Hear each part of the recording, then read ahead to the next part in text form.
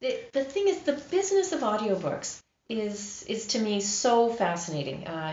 Where's the market, and how do you produce the audiobook at a rate that is affordable for the independents? Because all the big publishers like Penguin Random House and Hachette, like they all have their own studios, and like Penguin Random House is now doing everything they publish is also published in audio. So everything. So that was starting last year. They're getting all three formats, so ebook and print and audio, and then they're trying to get their backlist also recorded, which is too. good for narrators. Which is huge, yeah. But again, they're a big company, so they have they can afford to have narrators on staff who just sit there and record all day. And to me, the bigger market is looking at the independent publishers, like who maybe do 5 or 6 titles a year or less, or they're independent authors. And how do they get something in audio? Everybody's telling them to do it, but there's that upfront cost, and you have to be a good marketer. You have to be able to sell enough books. I kind of think of it the same as do you remember probably 15 years ago, you would go to get your book published and printed, and they would say, if you print 10,000, you'll get a deal. It's only 50 cents a book. Yeah. And you go, wow, that's a great idea. And then you're stuck with all these books that you can't sell because the bestseller in Canada is 3,000 books. Yeah. What I advise is as being a tiny little publisher sort of is print on demand. Let's order this many, because it's not just about the money, it's also about your comfort level. And you're going to sit in this mountain of books in your house, and it's going to stress you out that oh my God, I'm sitting on this big mountain and I have to move this before I can make any money. At least then they can continually gauge where they're at. Exactly. So you're paying higher per book price, but you're stressed, and you're not making furniture out of boxes of books, and it's a risk too. Something happens, you have a flood, or something happens in your house or whatever. You've lost the product. So similarly, an audiobook, if you're going to go whole hog and hire the narrator and get everything, it can be really pricey. And if you don't have the means to sell those books, those audiobooks, you're going to be paying out a ton of money and then seeing no income, and that's really discouraging for everybody. So my next plan, I have been just a narrator up until last couple months, and my expansion plan for the coming year is to be an audiobook publisher. My husband and I have a company, and it's engineering and project management services and audiobooks. But that's the plan. Is I want to be able to do affordable audiobooks for small Canadian publishers. Good tagline. That's where I want, because the Canadian market is for publishers is very different than the American market. And we're all trying to follow the American model because it's worked with Audible. They sell the vast majority of audiobooks in the States, but in Canada, more of the audiobooks get listened to through libraries. And Canadians will listen to audiobooks in libraries and not as much through the download monthly service that Audible is. Now, I did a little bit of research myself on that before we put out this audiobook by going into the library, and they used to have this really big selection of DVD movies and audiobooks. And there was one skinny little shelf of audiobooks, and that was it. Because they're all download now through there's very few audiobooks now on CD because it's cheaper to just do them digital download. And so every library in Canada has download service through Overdrive and Hoopla Like there's some that specifically are for the library market, and that is where Canadians listen to audiobooks.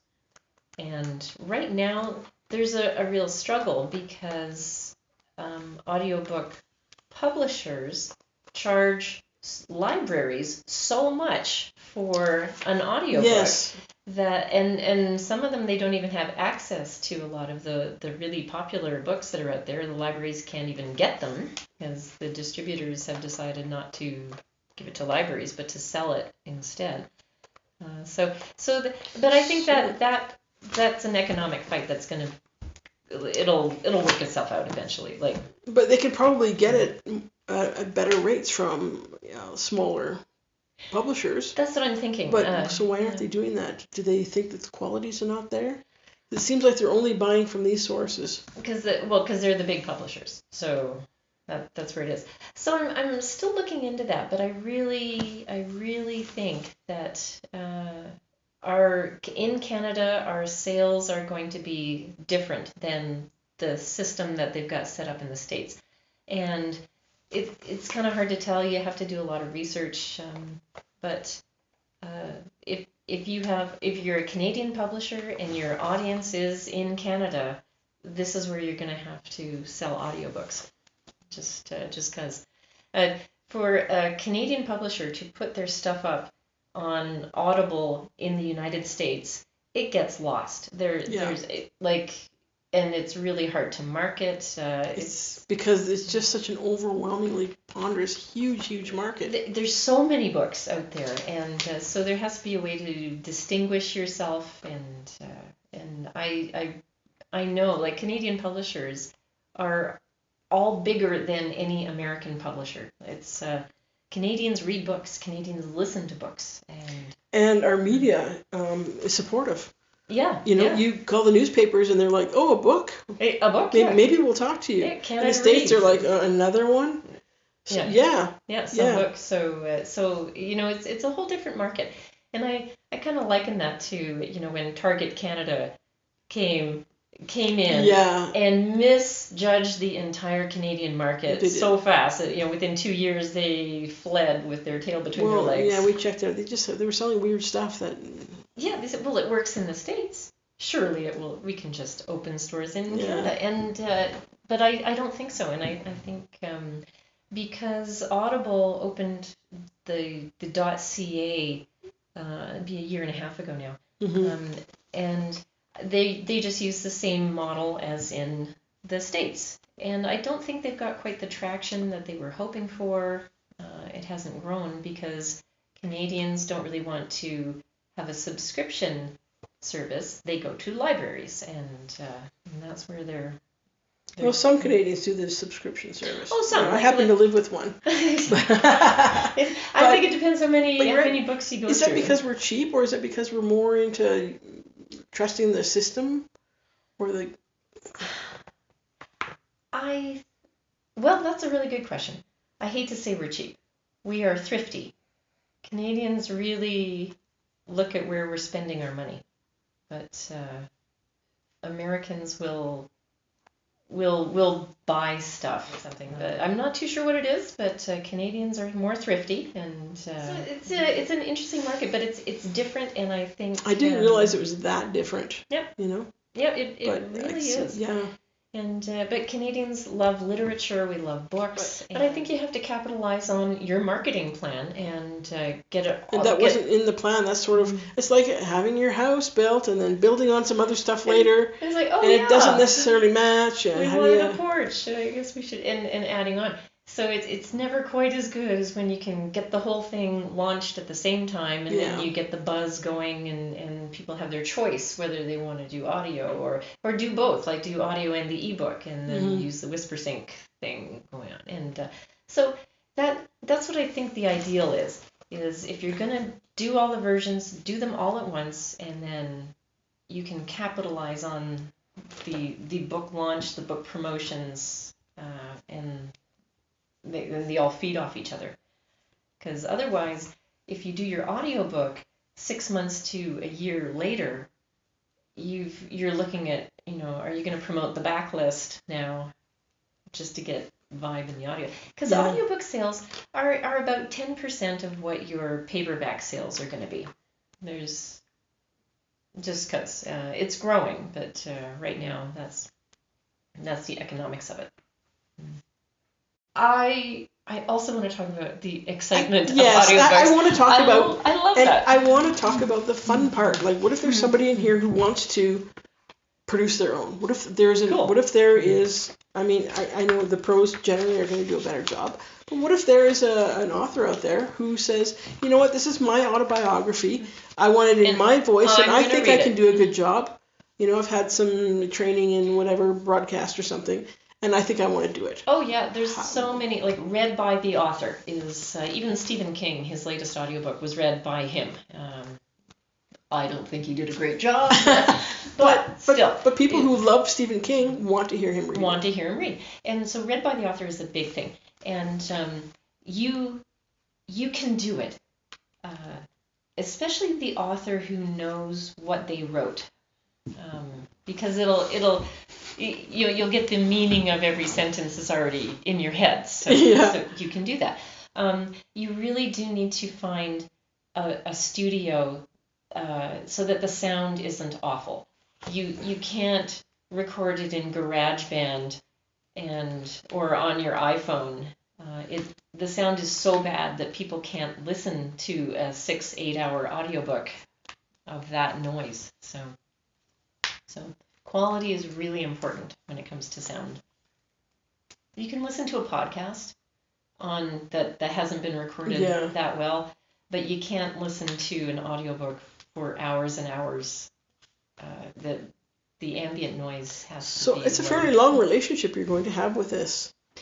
It is. And I found listening to the one that you did for us was much more immersive, and that surprised me because I thought reading a book, I have a mental image in my head of what it's going to be, and as we're going, and I'm imagining these things, but having someone else read it was an entirely different experience. Oh, how interesting. Yeah. I've heard other people say, someone else listened to the audiobook. She says, I couldn't listen to it because I'd already read the book.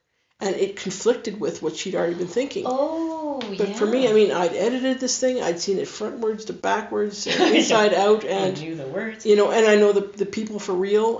But I still found that there's a whole new, it was kind of exciting. Because a narrator will pick up a meaning or something and give it a voice. Yeah. And it's the voice. It was a different experience. Yeah. Where you might have read it. The thing is, when we read a book, we tend to skim over a lot.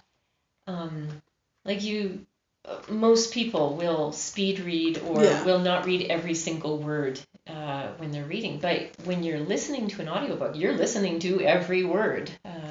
And so it has a whole different sense. Okay, when I was listening to audiobooks driving back to Ontario, there were some parts where I don't know if I was zoning out on the road or what, and I'm like, what the heck is happening? And I had to go backwards. It's what did I miss? So I guess you can zone through some you of can that do too. that, who's this? And then you lose, how did we get to the chase scene? And actually that for me is a drawback of audiobooks, is you can't just flip back a few pages and check something. Oh, who was There's that character? There's the 30-second backup thing that I found. There is, but you can push that a lot of times. You can do that, but it's not quite the same as flipping back. Yeah. Oh, right, okay, and then going. Yeah. Okay, now I get it. It's a little bit different. So the audiobook while driving is actually less popular now. Really? Oh, yeah. Well, for the long trips, I really loved it. I was looking forward to, I'm going to drive, I've got 19 hours of driving. I can almost get this audiobook done. I can do this whole 30-hour audiobook.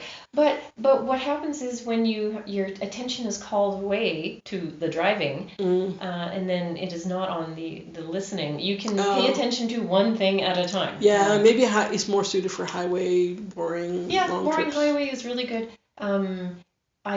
I've heard there was a study released last summer in Canada, and I will have to send you the link because I don't remember who did it, but the people who are listening to audiobooks are like women 25 to 35 in that age group, and they're doing it at home while they're doing another chore. Yeah, so they're multitasking. They're multitasking and listening to the audiobook at the same time. So it's like they're not listening to stuff that's really deep. They're listening to romance.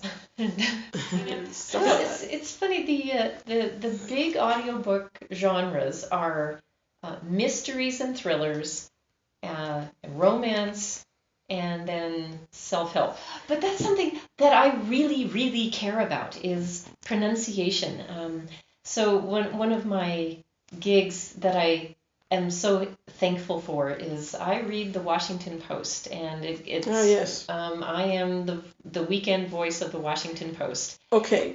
Can I interrupt you? Do you use a U.S. accent, or do you sound like you? No, that is the thing. I got the job because I could do a standard American accent. Okay. And I do it really well. So that's like a native accent now. But when you're doing the news, if they're quoting somebody and they give the name, you have to give the name.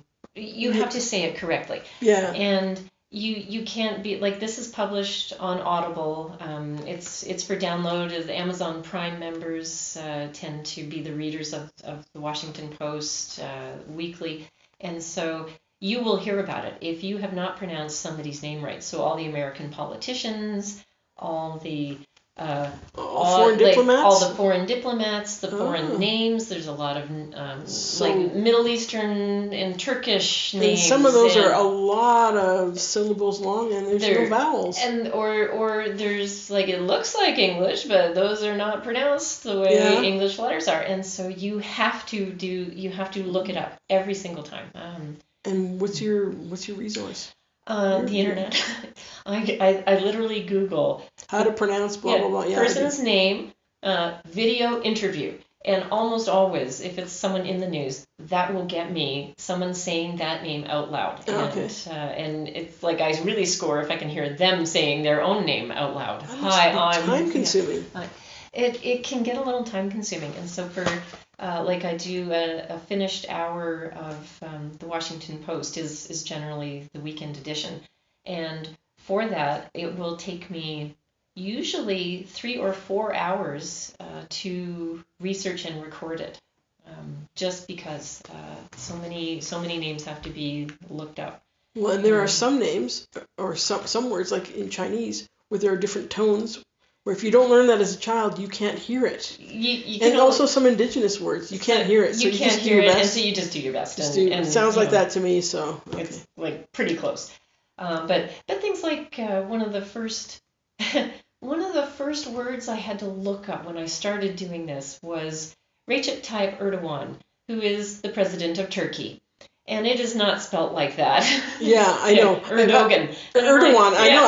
I pay attention to that Yeah. because spelling kind of sticks in my head. So I go, that doesn't matter. Yeah, and I remember having to do one story that took me an hour to research because it was in Irish Gaelic. There was phrases that I had to actually look up the pronunciation guide and work out how these words were sound. But you had to do it, and so I think that for me is why they like me, my editors from you do the research. Because I do the research, and I do get it right, and so when I one of my side gigs is I will proof listen to other narrators, and I will look up their words, and I get mad when they haven't looked it up themselves. Well, the one thing you pointed out with the book that you did for us was mischievous books. Yes. Mischievous. Although probably 3/4 of the people that I've heard say it say mischievous, and I used to say mischievous, and so I kind of get a kick out of that. That I was kind of happy he pronounced it like that, and you're like, no, we must correct it. That is wrong. Because when I started the company, it was mischievous books, and it kept coming up on spell check. I'm spelling it wrong because I'm spelling it like mischievous. Oh no, I always spelled it right, and I kind of did it on purpose. If they can't spell my website, then they can't come. Then they can't come. But, it is important. It's really important, and especially place names, people's names, names of things. People take it to heart. Yes, if you're talking about their town and you mispronounce it, that's a big deal. Yeah, you've got no credibility now. Yeah. You're nothing. Yeah. You can't even say the name right. you're right. Pronunciation is credibility. Yeah. So the corollary of that is when you're doing a book with accents. So like the nonfiction is really easy because you're just saying it all in the same accent. So if it's standard American, you use that the whole book through. But if you're doing a work of fiction, like historically, like 10, 15, 20 years ago, audiobooks tended to be just one straight, they wouldn't they're just reading it to you. They're just reading it, and they wouldn't do character accents. But that has gone full about face now, and if you don't do character accents, it's not that good. And so like I said, I have kind of limited experience listening to audiobooks. Most of them have been just kind of read, but some of them have been character accents. Yeah. And totally different experience again. Because you need to recognize who's talking and get that character in your head. It's just all part of the experience. It's not just somebody reading a book and narrating. It's the character is talking. And so to get that whole picture, you have to get a good accent. The interesting thing is I do a series. I'm doing the 5th book in a series, the Louise Purley mysteries right now, and I was even told the heroine of the book, who's in a lot of the book is in first person, and so it's her thinking and talking. She's from North Carolina, and yet when the author asked me to do the book, she said, "I do not want a real, authentic Carolina accent because people think that sounds stupid." The real Southern accent equates in a lot of people's minds with stupid. And this was the author telling me this. And she's from North Carolina herself, so she says, "I know exactly." So you want to do a Southern light. So there's a hint of the accent. And that's what I want to get you to do. Yeah. Because just talking about it, you're an actor. You're not just a voice. You're an actor. You're an actor. And your whole body's involved. So you have to do it. Yes, to get into that. To get into it. But the thing is, if you're also reading, and if the listener cannot understand what you just said because your accent is so thick, then you've taken the listener out of the experience while they rewind and say, "Oh, what did they say? What is that word?" And so you're unless you're from there, and then you're like, "Hey, it sounds like my aunt." Oh yeah, so of course, I every book I do for her, which is in the Carolina light accent, I will get at least one review from a local saying, "She's not even using the right accent." It's like, that's not a good accent, but everybody else thinks it's fine. So for the greater audience, it's perfect, and for the locals, they. Well, it's interesting that you're the way that your whole body's involved in the acting of this thing, because as writers, we do something similar. Like if I'm writing a certain character, I'm writing like this. You're typing hard. Yeah, and then because I notice that with myself, and when I go to writer events, there's one coming up on the weekend, and at the Delta. Oh yeah. And it would be funny to go in the room because you'll see everybody sitting around, and you can kind of get an idea of what they're writing by how their body posture is. Oh yeah. And they're breathing, and they're listening to, they're tapping their feet, and they're really getting into it. That totally helps. Yeah. Well, part of the voice is you're not just doing an accent; you're doing the whole character. So you are, your breathing is how the character is. Sometimes, like if I'm looking at a character, like you were seeing in my studio, I have photographs of the character. I'm writing that right now. Yeah, because that reminds me, maybe that character is somebody who slouches, and you'll get a different sound out of your chest if you're slouching versus if you've got great posture, and however you're gonna present yourself. "Can I come in?" Merle called out. "Sure," Miss Osborne answered him. Merle entered our room. "Do you two know that I am the only human being quartered in a 4-story barracks? It's loony." He sniffed. "You're drinking bourbon." "Want some?" Miss Osborne asked. "Did you bring a cup?" "No," Merle said. It all helps. People will hear that in your voice. If they hear if you're smiling, they hear if you're not smiling. They hear if you're serious or not serious. So it's acting. Yeah. Yeah, they do. They do hear if you're smiling. Yeah, they do. I love doing nonfiction because I'm like my background is in science, and like I have a psychology degree and I have a biology degree. And I love nonfiction and particularly science books and history books and things. But I also love the acting, so like doing the characters. So I like a mix of fiction and nonfiction. You also have a little bit of an editing background, don't you? Yes. So what do you do when you're reading a book and you come across something that you feel you maybe don't think is edited as well as it could be, or you would have done it differently? Does that cause you like a hiccup, or do you have... It kills me. I was trying to be nice. It's really hard.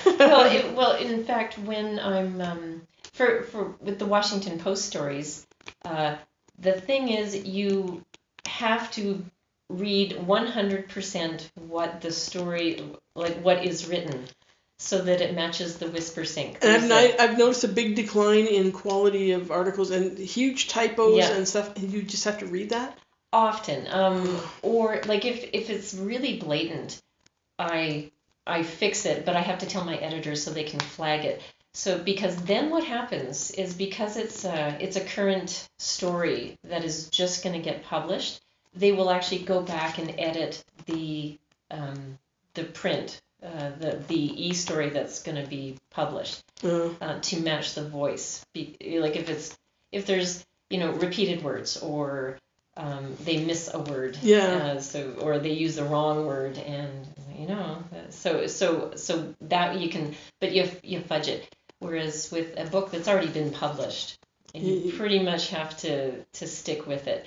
Does reading aloud, you pick up so much more than... And if they've edited it but not actually read it aloud? Oh, you know what? So many. You could edit something 5 times and you will still print and then go, oh my God, I can't believe that got into print. Mm-hmm. And so same thing happens. They'll send me the manuscript. And I know there was one of the Louise Purley mysteries. I remember reading it. And this is a book that has been published and professionally edited and by a publisher, and I'm reading it and I realized that they had the wrong character name for an entire chapter of a book. And it's like, who? And going back to the author, who is this person? I've never heard of this name. And suddenly, and it's because the author and between the author and the editing, they had changed the name of a character, but they had missed it when they and it got published with the wrong name. And it's me, because I have to read every word and I have to assign a voice to every character. I'm actually looking at the name. And they probably printed it, getting the deal with 10,000 copies. 10,000 copies. So it's not getting changed. That is not getting changed. But yet you have to, because it doesn't make sense. And suddenly you're introducing a character name that doesn't exist. And so sometimes you just have to fix it in the read. Authors, you don't want to change the voice of the author, because that's how they write. And so grammatical changes change the voice of the authors. So me, the narrator, I'm just putting a voice to the author's words, and so I can't change too much. Like real errors, you can go to the author and go back and forth. If you've got 5 sentences in a row that start with she, I mean, are you just like... No, I can't. Yeah. No, you just whatever. That's what and some authors will fall in love with a word. Yes. And it'll be used 10 times in a book, and you're just like, or more. Or more, and it's like, really? My first book, my word was just. Just this. It was diminishing. There's so many justs in there. Yeah. So there's and you sometimes you don't realize it. And it's me reading the book out loud that's saying, I've heard that word 5 times already in this book. Yeah. But, so I think that's my advice to authors, is read your book out loud, because your dialogue will be better, because you'll realize if you try to say it, oh, that doesn't make sense. That's really hard to say, or nobody would say it like that. Or, so my advice as a narrator is to authors: please read your book out loud. It especially helps with dialogue. Oh You yeah. said, yeah. Oh yeah. Dialogue is. You can tell when somebody has actually said those words aloud, because they flow, they're easy, and they make sense as you're saying it. Well, when I edit, that's one of my process. Yeah. Well, actually, I will read it aloud, and then I'll have the computer read it to me, because the Oh. computer is a robot, and it doesn't phrase things how I think it should. It phrases it how it's grammatically laid out. How it's laid out, and you're like, whoa, how did that sound like that? And so it'll pick up more things. Yeah. So. Yeah, and so you'll pick up a lot of the awkward sounding things, or anything like the repeated words that you've used too many times. All of that will get picked up. The thing that you can see 5 times and you never see it. Yeah. Because it's a great word. There's a the at the end of this line, and then the next line starts with a the, and you'll miss it. Not necessarily. The problem is when you're reading the stuff you wrote, you read what you meant to say anyway. So you should have somebody else read it out loud. But, oh yeah, for sure. Yeah. So if you're in the editing phase, read it out loud as you're going, and then you can just you mumble to yourself. But that will really help your own self-editing as you're making sure it's a beautiful sentence. And so when you're proofing your own material, and you've got your text here, and you're looking at your audio and listening. Yeah. So proof listening is it's a skill that takes a lot of focus, because when you're proof listening, you can't just drift off. You must be reading at the same time as you're listening. So it's almost like simultaneous translation. You can only do it for so long, and then you have to stop and take a break. Now you do your own mastering. We haven't really talked about that. Yeah, so that's Is that something that anyone can learn, or is that something that you really need to spend a lot of time to master before you? Is that why they call it mastering? Mastering. So the process is you narrate, and you have a raw narration. Hopefully, the narrator has done what's called punch and roll, which means they've caught themselves making a mistake, and they've gone back and they've started at the beginning of that sentence again and started fresh. So you shouldn't have to edit too much. There's the proof listening part where you're picking up errors and odd noises that crop into the recording. Then there's editing, and that is punching in the narrator's corrections and doing things like adjusting the timing. Sometimes there'll be too long a pause or too short a pause, or so there's that sort of editing. And then the final stage is mastering, and that's where you're taking the sound and making it even from chapter to chapter to chapter, so you don't have to be changing the volume knob. The next chapter starts and suddenly it's twice as loud as the chapter. Or a character shouts and it hurts your ears if you're listening with your iPhone. But the mastering part is to just bring it all into spec, and so everything's consistent. Your sound. There's volume and your quality. There's no peaks. It's not too short. There's no weird. There can a lot of weird sounds crop in when you're editing. It's background noise. So much room background noise. Do you actually add in a consistent room noise, like which I've heard done, or do you? Yes. Is yours consistent enough that it's just that's how it is? No, that's how you replace. Let me tell you, when you're recording, there are noises like you wouldn't believe. So your stomach growls all the time. Your mouth makes these ugly noises and clicks, and you can get sinus noises. You can get weird laughs and snorts, and you might brush up against your clothing. So you actually have to wear... adjusting your seat. Adjusting your seat. You have to wear quiet clothing that doesn't rub or creak. You got to make sure your chair doesn't make noise. All of that. all comes into it, and you can get a recording that's just filled with these weird noises. And a lot of the times you can just individually erase a noise or use a computer program that will just, throughout the whole file, reduce that level. But most of the time, if you, like in a pause between words, if like a little mouth click or something happens, what you do is you take exactly that portion of the audio and you replace it with something called room tone. And room tone is just the baseline noise that is already in your studio.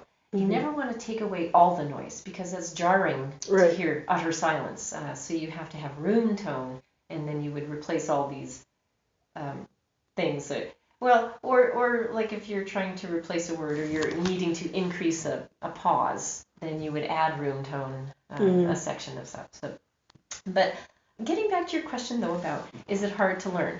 Well, because I've heard that some people, they'll do this part of it, but then the mastering goes to somebody who only does mastering. Exactly. And the editing is to someone who only does it. And you do both, so. I do everything. Well, actually, yeah, you do everything. Yeah, I do everything because I learned how to do it. And when I was starting out being a narrator, I realized I knew nothing, and I took a course. And I was really fortunate that the course I took was available online, but it was marked by editors and people who knew what they were doing. And sadly, that course is no longer available. But oh well. But I took the course and I really learned. I paid for this. I'm going to learn how to do it. And once you know how to do it, it's very simple. There are only so many procedures you need to learn how to do. So once you can do it, you just do it, and it's not that hard. But some narrators just want to narrate, and it's time consuming to do the editing and mastering, so that's why they farm it out to other people, because they don't want to learn, they don't want to get better at it, and it's all about again, sort of coming right back to the economics of it. If a narrator is better at narrating, then they want to fill their time with doing that. And so then they will hire the editing and mastering and the proof listening out to These are the others. rich people who can just afford to hire. I mean, that's why when I publish, I do my own design, I do my own layout, I do my own, a lot of my own stuff. Oh, totally. And it's funny when you talk with small publishers, this is their greatest anxiety is controlling cost, and it's in really every part of the publishing industry. So audiobooks are no different. When you start out and you're doing it for fun because it's something you like, and then you realize, gosh, this is the big black hole that all my money is going into. All my money is going into. I need to try and So. Well, and especially with audio, you can really get sucked into the next best thing, and so you can buy equipment and you can upgrade your mic and you can upgrade your studio. And so my studio is still the same basic studio I started out with because it's functional and it works great. It is a really good mic, it's a really good software that I use to edit, and I have made a perfect sound controlled space. So yes, my studio has moving blankets that control the sound, but that's exactly what works. And so. And do you have to kick everybody out of the house and shut everything off? I have to. Nobody can flush the toilet, and nobody can get a glass of water for the next 3 hours. My routine is I turn off the 2 furnaces because like any fan noise has to stop. So I turn off the furnaces. I turn off the fireplaces that have a fan noise. I turn down the deep freezer, so that it doesn't kick on, because there's nothing worse than hearing the fridge kick on and off in your audio, because that's really hard to remove that sound, and you just have to re-record. And you don't realize how much noise there is until you go someplace quieter. Here, compared to my place in town, there's just so much background noise, and I come out here and I'm like, it's really quiet. And the snow is also, you can buffer do that. too. So Well, even things like if there's a big windstorm, you can hear the sound. If there's a helicopter that flies overhead, I have to stop and wait. well, you've got bird noises. That doesn't come in too much. Yeah, depending what kind they are, I'm quite isolated. It's where I am at the lake, the blue jays. The blue They're jays will loud. make noise. Yeah, They're loud. You'll hear them through the house. You have. If somebody chopping wood across the lake, it echoes. Oh yeah. If You somebody could never brings build out a a studio chainsaw, you're out of luck. Here you've got natural buffers. Here. You've got lots of trees. You got mountains. There's not much sound. There's no traffic noise, which is probably the worst thing for most narrators because they're in an urban area and it's the sound of a car or a truck passing by. I wouldn't have been able to do this where we used to live in Calgary because I was right next to an LRT station. Oh, even just the ding, ding, general ding, city ding, noise. ding, ding. Like the ambient noise is really low. So I'm so fortunate. If I didn't live here, I would have to have a real treated studio. I would have to buy a studio kit that could do it, but I'm lucky. I just have to turn off the furnaces and everybody freezes all winter. It can get cold, but it's okay. It doesn't get that cold. And the kids put on a sweater, and then I get mad at anybody that walks over my studio because you can hear the foot. So they've steps. all learned to walk like ninjas. Not walk. No, they have to go sit in their rooms. You may not walk. Don't walk around. Don't drag a chair. So they're loving your job. That's what you're telling me. Well, right now is a teachers' convention for our kids, and so they're not in school, and so we're having this headbutting most days. It's like, be quiet. I'm recording. And don't walk. Can't you go away somewhere? No. So I'm cutting into your work time. Yeah, that's okay. Well, thank you. I booked it. Thank you for giving me some time. Oh, you know what? I'm always happy to talk about audiobooks. I love audiobooks. Sometimes you start a career and it's okay, and you think, but this career, I started it, and as soon as I did my first book, I realized this is what I want to do. It's fun. It's fun. I love it. You're down there in this little cave all by yourself, but it's fun. Oh, it's totally a cave. Like it's this windowless room in the basement, and it's like the small padded room. Oh, where, you know what? I can talk audiobooks forever.